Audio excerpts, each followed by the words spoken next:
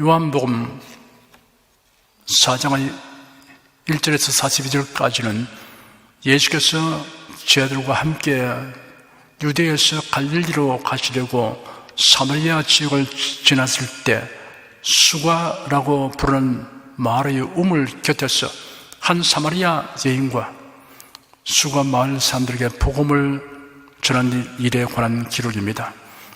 여기 기록된 내용을 두 부분으로 나누어 지난 주일에는 전반부를 살펴보았습니다. 오늘은 후반부를 상고하겠습니다. 이해를 돕기 위하여 먼저 전반부를 요약하여 잠시 말씀해 드리겠습니다.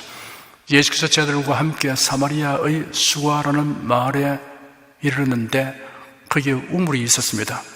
예수께서 피곤하여 우물가에 앉으셨습니다. 때는 정오였습니다. 제자들은 음식을 사러 동네로 들어갔습니다.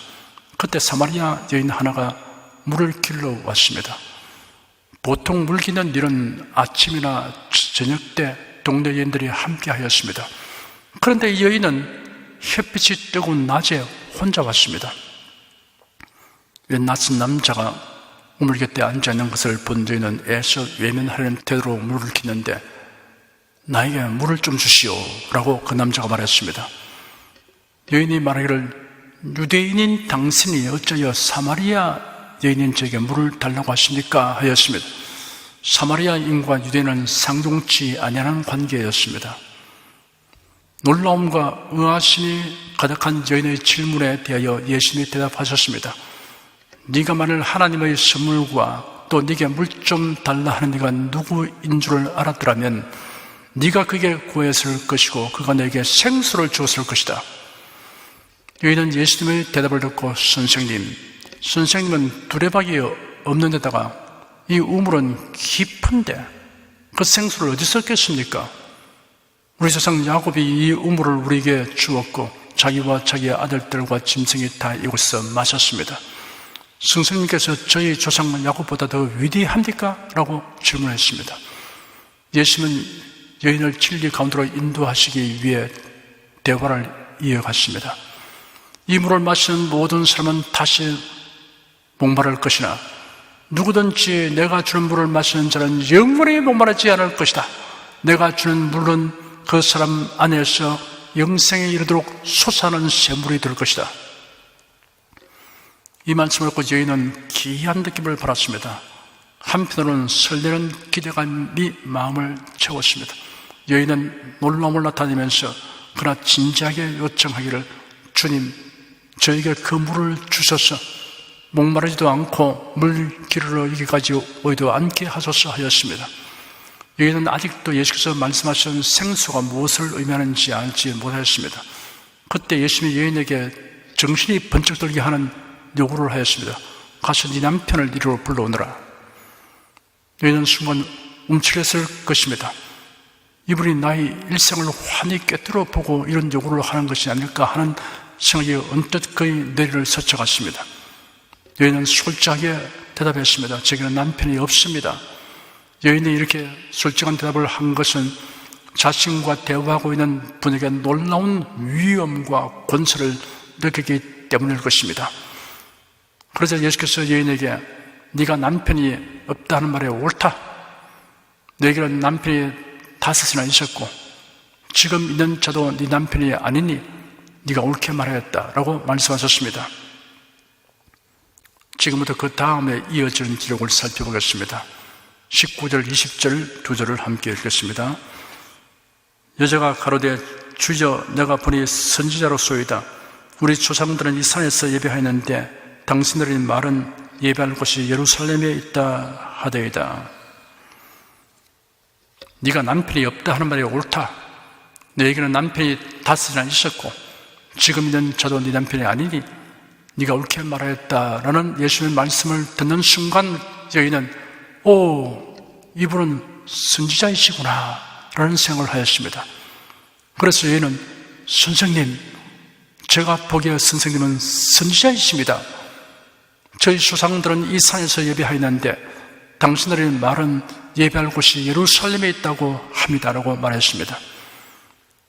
여인이 얼른 화제를 다른 데로 돌린 이유는 남편에 관련된 이야기와 수치를 느꼈기 때문이기보다 자기와 대화하는 분이 분명히 선지자라는 확신을 얻게 되었으므로 참된 예배에 관하여 분명한 답을 얻고 싶었기 때문입니다. 사마리아 사람들은 자신들이 이스라엘의 후손들이라고 생각하고 있었습니다. 그들은 모세 오경인 창세기, 출애굽기, 레위기, 민수기, 신명기만 성경으로 인정했습니다. 그리고 그리심산에 세워진 성전에서 예배하였습니다. 사마리아 사람들은 그리심산에서 예배해야 한다고 하고 유대인들은 예루살렘에서 예배해야 한다고 하니 어디에서 예배하는 것이 옳은지 확실하게 알고 싶었습니다. 여인의 말에는 어디에서 제사를 드려야 자신의 죄를 속할 수 있는가에 대한 질문이 내포되어 있습니다. 사마리아 사람들은 자기들이 편리하도록 역사를 고쳤습니다. 아브라함이 이삭을 번제로 드리려고 한 곳은 모리아 산입니다. 그런데도 사마리아인들은 이를 그리심산이라고 하였습니다. 애굽에서 나온 이스라엘 백성이 가나안 땅에 진입하여 제일 먼저 제단을 쌓고 희생 제사를 드린 곳은 에발산입니다. 그런데도 이를 그리심산이라고 하였습니다. 그래야 그리심산을 하나님께서 유일한 희생 예배 장소로 설정하신 곳으로 여겼습니다. 여인의 예배 장소 이야기를 꺼낸 것은 예수님을 선지자로 확신했기 때문입니다. 그렇게 단정한 이유는 자신의 일생과 마음을 꿰뚫어 보실 뿐 아니라 지금까지 하신 말씀이 누구라도 할 수 있는 말이 아니었기 때문입니다. 그러므로 여인은 유대인과 사마리아인 사이에 종교적 갈등을 초래한 예배 장소 문제에 대한 답을 얻게 될 것이라고 기대한 것입니다. 사마리아 사람들은 여호와를 그들이 섬기는 여러 신들 중의 한 분이라고 믿었습니다. 바로 이러한 신앙이 무속적 신앙이며 이러한 신앙으로 드리는 예배가 헛된 예배입니다. 구약 성경 열왕기하 17장에 보면 이스라엘 백성이 아수르에 사로잡혀 간 사실과 아수르 왕의 아수르 제국 각지에서 이방인들을 끌어와서 사마리아 여러 성읍 거민이 되게 한 사실이 기록되어 있습니다. 아수르의 정책으로 이방인들이 사마리아에 정착하기 시작할 때 그들이 여호와를 경외하지 아니한 까닭에 하나님께서 천사들을 그 가운데 보내어 몇 사람을 죽였습니다. 그러자 이민자들이 아수르 왕에게 그 사실을 보고하였습니다. 우리가 사마리아 지역의 신을 섬기는 법을 잘 알지 못하는 고로 이곳의 신이 우리에게 형벌을 내려 죽인다고 하였습니다. 아수르 왕은 즉시 명령을 내려 사마리아에서 잡아온 이스라엘 백성들 중에 제사장 하나를 사마리아로 데려가서 여호와를 섬기는 법을 가르치도록 조치해 주었습니다. 그런데 그 제사장은 너는 나 외에는 다른 신들을 내게 있게 말지니라, 너를 위하여 새긴 우상을 만들지 말고 또 위로 하늘에 있는 것이나 아래로 땅에 있는 것이나 땅 아래 물속에 있는 것에 아무 형상인지 만들지 말며 그것들에게 절하지 말며 그것들을 섬기지 말라 하신 10계명의 제1계명과 제2계명을 무시하였습니다. 그런 사마리아에 옮겨와서 거주하고 있는 각 민족에게 각기 자기의 신상들을 만들어 사마리아 사람의 지은 여러 산당에 두게 하였습니다. 그 결과로 종교 혼합, 종교 다문화가 되고 말았습니다. 사마리아에 거주하는 여러 민족은 여호와를 예배하면서 동시에 우상도 섬겼습니다. 이러한 신앙 형태가 자손들에게 그대로 전수되어 이때까지 이르게 되었습니다.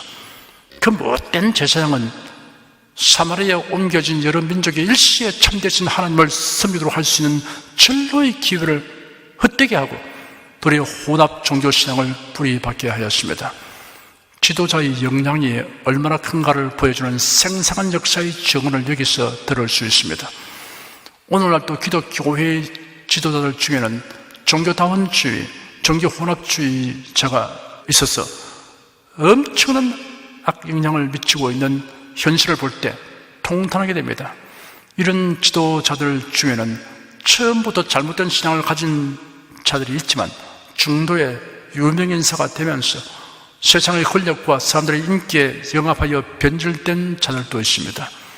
21절, 22절 두 절 읽겠습니다. 예수께서 가라사대 여자여 내 말을 믿으라. 이 산에서도 말고 예루살렘에서도 말고 너희가 아버지께 예배할 때가 이르리라. 너희는 알지 못한 것을 예배하고 우리는 아는 것을 예배하노니 이런 구원이 유대인에게서 남이니라. 예수님은 그 여인이 진리에 접근하고 있음을 보시고 진리 가운데로 완전히 전진하도록 말씀을 계속하셨습니다. 사마리아인들은 혼잡하게 된 신앙으로 무지 가운데서 예배를 드렸고 유대인들은 그릇된 선민의식으로 예배를 드렸습니다. 무지에서 나온 신앙은 영혼을 죽이는 독입니다. 그릇된 독선 역시 영혼을 죽이는 독입니다. 히브리어로 메시아는 헬라어로 그리스도입니다. 성경에 예언된 그리스도에 대하여는 알지 못하면서도 웅장한 성전에서 종교식을 하기만 하면 예배가 성립되는 것이 아닙니다. 예배 장소보다 더 중요한 것은 그리스도, 곧 구세주에 대한 바른 지식과 믿음입니다. 성전이나 제사의식이나 제물은 모두 예수 그리스도의 모형이며 그림자입니다. 모형과 그림자만 붙들고 있어서는 구원을 얻을 수 없습니다.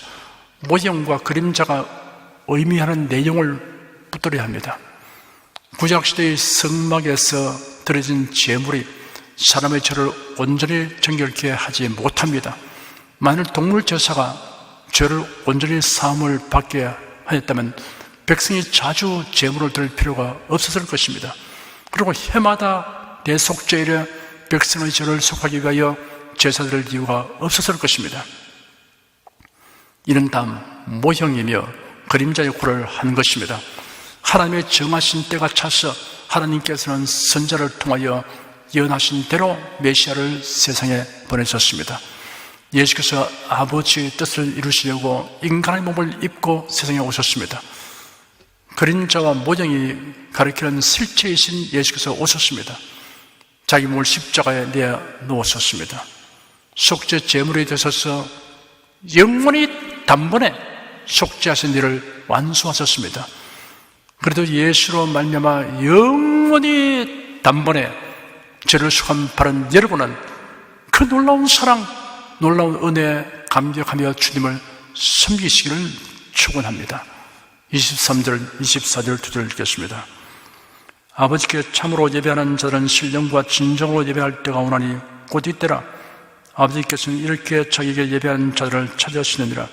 하나님은 영이시니 예배하는 자가 신령과 진정으로 예배할지니라.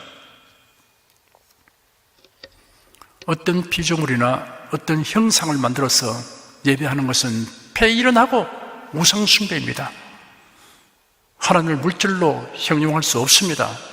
철학적 학술용어로 한정할 수 없습니다. 하나님은 과학적 분석 대상이 될 수 없습니다. 모인 사람의 숫자나 모인 장소는 예배의 핵심 요건이 아닙니다. 예배하는 자가 신령과 진정으로 예배하는 것이 예배의 핵심입니다. 예수 그리스도를 믿어 거듭난 영을 가진 신자가 진리이신 예수 그리스도 안에서 성령님의 임재와 교통에 의하여 하나님을 예배하는 것이 신령과 진정의 예배입니다.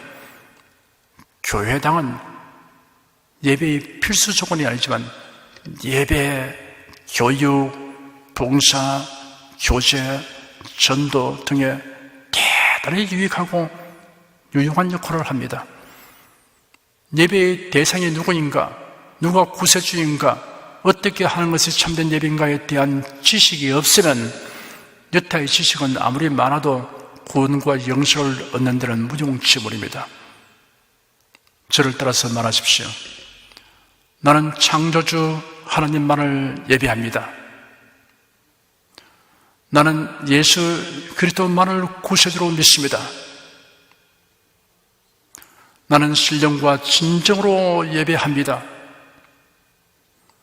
이러한 지식과 믿음으로 살아가는 여러분은 참으로 복 있는 사람입니다. 25절부터 30절까지 읽겠습니다. 여자가 가로되 메시아 곧 그리스도라 하는 이가 오실 줄을 내가 아노니 그가 오시면 모든 것을 우리에게 구하시리이다. 예수께서 이르시되 네게 말하는 내가 그러라 하시니라. 이때 제 아들이 돌아와서 예수께서 여자와 말씀하신 것을 이상히 여기시나 무엇을 구하시나이까? 어찌하여 저와 말씀하시나이까? 묻는 이가 없더라. 여자가 물동이를 불에 두고 동네에 들어가서 사람들에게 이르되 나의 행한 모든 일을 내게 말한 사람을 와보라. 이런 그리스도가 아니냐 하니 저희가 동네에서 나와 예수께로 오더라. 사마리아 여인은 메시아의 오심에 대한 기대를 가지고 있었습니다.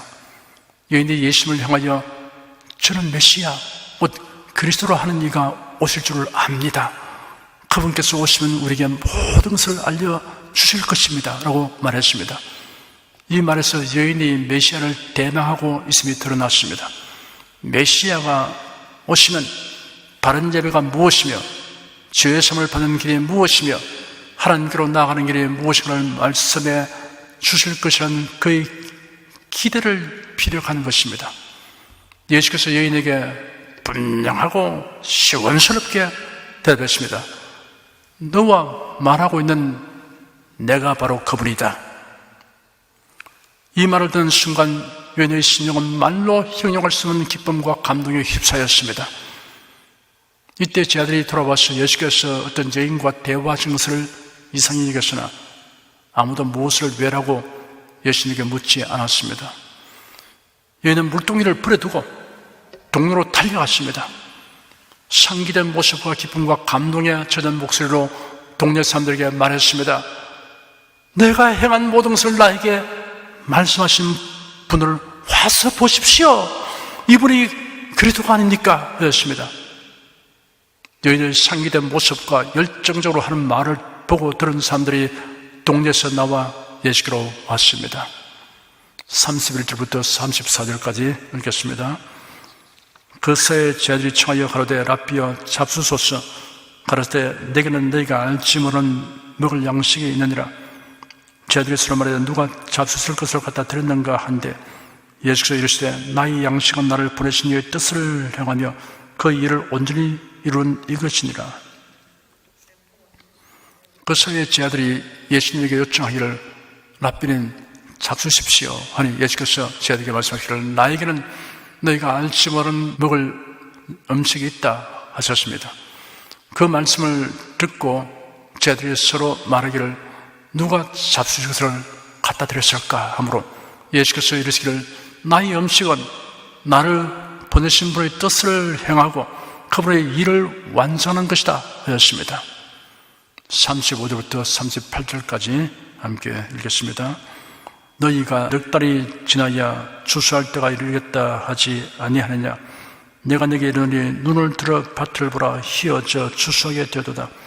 그들은 자가 이미 삭도 받고 영생에 이른 열매를 모으나니 이는 뿌리는 자와 그들은 자가 함께 즐거워하게 하려 함이니라. 그런즉 한 사람이 심고 다른 사람이 거둔다 하는 말이 옳도다. 내가 너희로 노력지 아니한 것을 그들로 보내노니 다른 사람들은 노력하였고 너희는 그들의 노력한 것에 참여하였느니라. 예수께서 제 아들에게 눈을 들어 밭을 보라. 희어져 추수하게 되었다라고 말할 때 사마리아 사람들이 다가오고 있는 것을 제 아들이 보았습니다. 저 사람들이 추수해야 할 곡식들입니다. 사마리아의 일처럼 추수할 대상이 있었기 때문에 예수께서 사마리아의 수가 성읍으로 오시던 것입니다. 그들은 자가 이미 삭슬을 팔았다라는 말씀은 추수하는 일의 긴급함을 암시합니다. 삭슬 이미 바른 추수꾼은 열매를 거둔 일에 지체하지 아니합니다. 뿌리는 자와 거두는 자가 함께 즐거워하게 하려 함이라 라고 말씀하셨습니다. 여러분이 열심히 복음을 뿌리지만 열매를 직접 거두지 못하는 경우가 많습니다. 그러나 낙심하지 말아야 합니다. 뿌린 자가 있으므로 거두는 자가 있습니다. 결국에는 뿌리는 자와 거두는 자가 함께 즐거워할 때가 옵니다. 주님의 심판대에서 함께 즐거워할 것이며 천국에서 함께 즐거워할 것입니다. 열심으로 복음을 전파해도 결신자가 하나도 생기지 않으니 나는 사명이 없는가 보다, 내게는 은사가 없는가 보다 라고 생각하지 말아야 합니다. 여러분이 복음을 전할 때 곧장 결신하는 사람을 보거든 자신보다 먼저 그 사람에게 복음을 뿌린 사람들이 있었다는 것을 생각해야 합니다. 장차 주님의 심판대 앞에 설 때 여러분이 알지 못했던 사람들과 함께 상을 받게 될 것입니다. 내가 전도를 했는데 그 전도의 상급이 또 다른 사람에게 같이 주어집니다. 나는 거둔 사람이었고 이 사람은 뿌리는 사람이었구나 하는 것을 그 자리에서 알게 될 것입니다.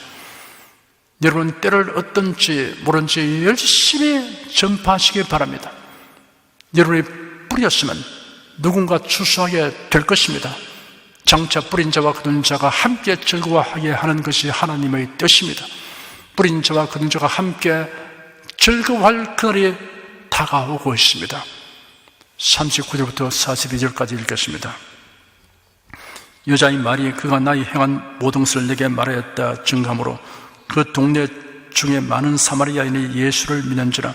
사마리아인들이 예수께 와서 자기들과 함께 유하기를 청하니 거기서 이틀을 유하시며 예수의 말씀을 하여 믿는 자가 더욱 많아 그 여자에게 말하되 이제 우리가 믿는 것은 네 말을 인함이 아니니 이는 우리가 친히 듣고 그가 참으로 세상을 구주신 줄 알미니라 하였더라. 사마리아 수가 마을 사람들은 여인의 간증을 통하여 예수께로 나와서 말씀을 듣고 믿게 되었습니다. 전도자의 역할은 사람들이 하나님의 말씀을 듣게 하는 데까지입니다. 믿음을 갖게 되는 것은 듣는 각자의 일입니다. 마을에서 가장 불쌍하고 가련한 여인이 오히려 모든 온 마을 사람들에게 최상의 행복을 갖게 하는 역할을 하였습니다. 작은 불꽃 하나가 큰 불을 일으키듯이 삽시간에 수많은 사람들의 심령을 구원의 은총에 휩싸이도록 하였습니다. 예수를 뵙게 된 사마리아인들이 예수님에게 자기들과 함께 머무시도록 간청함으로 예수께서 거기서 이틀을 머무셨습니다. 사마리아 사람들의 유대인에 대한 배타적 감정을 고려할 때 정말 놀라운 일입니다. 이곳 수가 마을 사람들과는 대조적으로 예수님을 배척한 사마리아 사람들도 있습니다. 어느 날 예수께서 예루살렘을 향하여 올라가시면서 사마리아인의 한 마을로 들어갔습니다. 그런데 사마리아 사람들이 받아들이지 아니하니 제들 중에 야고보와 요한이 이를 보고 말하기를 주님, 저희가 하늘에서 불이 내리도록 청하여 그들을 태워버리기 원하십니까? 하였습니다. 예수께서 그들을 돌아보시며 꾸짖으시고 함께 다른 마을로 가셨습니다. 예수께서 그가 자라났던 고향인 나사렛을 방문했을 때 회당에 들어가셨습니다. 예수께서 회당장으로부터 선지자 이사야의 글을 받아서 이렇게 기록한 들을 찾아서 읽으셨습니다. 주의 성령이 내게 임하셨으니 이는 가난한 자에게 복음을 전하게 하시고 내게 기름을 부으시고 나를 보내사 포로된 자에게 자유를, 눈먼 자에게 다시 보게 함을 전파하며 눌린 자를 자유케 하고 주의 은혜의 해를 전파하게 하려 하심이라. 책을 덮어서 그 맡은 자에게 주시고 앉으시니 앉은 자들이 모두 예수님을 주목하였습니다. 그때 예수께서 이 글이 오늘날 너희 가운데 성취되었다 하셨습니다. 이 말을 듣고 모두 은혜를 받았습니다. 그러나 그들의 반응은 냉담했습니다. 그 이유는 선입관 때문이었습니다. 이런 그 목수의 아들이 아니냐, 그 모처럼 마리아, 그 형제들은 야고보, 요셉, 시몬, 유다라 하지 않느냐, 그 누이들은 다 우리와 함께 있지 아니하냐, 그런 이 사람의 이 모든 것이 어디서 났느냐 하고 예수님을 배척하였습니다. 예수께서 그들의 불신앙 때문에 그곳에는 권능을 많이 행하지 아니하셨습니다. 그들은 성경을 늘 읽고 성경을 배우면서도 메시아가 어떻게 오시는가에 대하여 깨닫지 못하고 있었던 것입니다. 처녀의 몸에 하나님의 독생자가 잉태되어 세상에 오시게 하겠다는 예언이 성경에 있는데도 그들은 읽기만 하고 마음에 두지 않았습니다. 메시아가 오시면 우리 죄를 대속하기 위해서 먼저 고난의 주로 오시는 예언의 말씀도 그냥 지나쳐 버렸습니다. 성경을 읽으면서 자기가 원하는 것만 유의하고 자기가 원하는 방향으로 해석하였습니다. 그러한 정도로 그들은 예수님이 요셉의 아들이 아니고 하나님의 독생자이시며 동정녀 마리아의 몸에 성령으로 잉태되어서 오신 메시아라는 사실을 생각하지 못한 것입니다. 예수께서 대단히 은혜로운 말씀을 하시고 큰 권세와 능력을 나타내시는데도 사람들은 그건 그렇고 이 사람이 누구냐? 목소의 아들이 아니냐? 모처럼 마리아 아니냐? 그 형제들은 야고보와 요셉, 시몬, 유다라 하지 않느냐? 그 너희들은 다 우리와 함께 있지 않느냐? 하면서 예수님을 배척하였습니다. 심지어 독리가 건설된 산 낭떠러지에 밀쳐서 죽이려고 하였습니다. 예수께서 그라사 지방에 갔을 때 귀신 들려 공동묘지 가운데서 소리치는 사람을 보시고 귀신을 명하여 그 사람에게서 나가도록 하셨습니다. 귀신들이 돼지 떼기로 들어가니 돼지들이 호수로 달려가 몰사했습니다. 이 사건 소식을 전해 들은 그라사 사람들이 예수님을 보려고 모여들었습니다. 그들은 귀신 들린 남자가 정상이 된 것과 돼지떼가 몰사한 것을 확인하고는 예수님을 그라사 지방에서 떠나가시도록 요구하였습니다. 그라사 사람들의 관심은 귀신에서 노여난 사람이 아니라 몰사한 돼지였던 것입니다. 그러니 예수님이 그들 가운데 머무시면 사업과 재산의 손실이 생길 것을 염려했던 것입니다. 이처럼 예수님을 배척하는 이유도 갖가지입니다. 수가 마을에서 있었던 이런 매우 아름답고 감동적인 장면으로 막을 내리고 있습니다. 우물가로 와서 예수님을 직접 뵙게 된 사람들은 예수님을 동료로 모셔서 말씀을 경청하였습니다. 그들이 얼마나 환영하며 열심히 경청하였던지 예수께서 그곳에 이틀이나 머물면서 말씀하셨습니다. 그래야 믿는 자가 더욱 많아졌습니다. 그들은 자신들에게 예수님을 소개해 준 여인에게 말했습니다. 이제 우리가 믿는 것은 당신의 말 때문이 아니라 우리가 직접 듣고 이분이 참으로 세상을 구주심을 알았기 때문입니다. 여러분, 예수님을 만나 변화된 여인처럼 황홀한 기쁨과 감격을 가지고 불신자들에게 복음을 힘있게 전파하십시오. 그리고 여러분의 전도로 예수를 믿게 된 사람들이 내가 예수를 믿는 것은 이제는 당신의 말을 들었을만 아니라 예수를 직접 알게 되기 때문입니다. 예수님이 참으로 구세주이심을 알았습니다 라고 고백하는 말을 듣는 일이 많기를 축원합니다. 기도하겠습니다.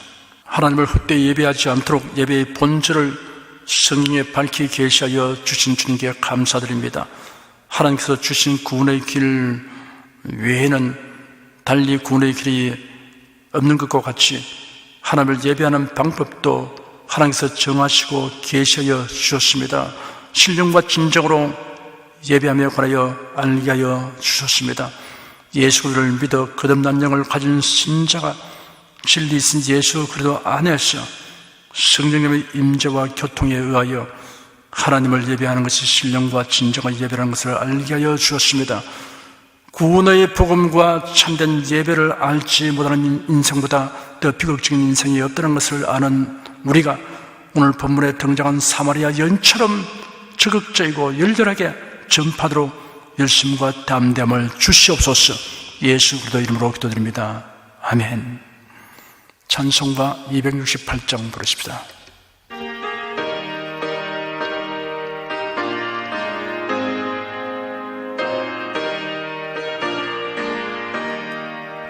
온 세상 위하여 나 복음 전하리. 만 백성 모두 나와서 주 말씀 들어라. 죄 중에 빠져서 헤매는 자들아, 주님의 음성 곧 듣고 너 구원 받아라. 전하고 기도해 매일 증인 되리라. 세상 모든 사람들 듣고 그 사랑 알도록 온 세상 위하여 이 복음 전하리. 저 죄인 회개하고서 주 예수 믿어라. 이 세상 구하려 주 돌아가신 것 나 증거하지 않으면 그 사랑 모르리. 전하고 기도해 매일 증인 되리라. 세상 모든 사람들 듣고 그 사랑 알도록 온 세상 위하여 주의 임하니 주 예수 이름 힘입어 이 복음 전하자.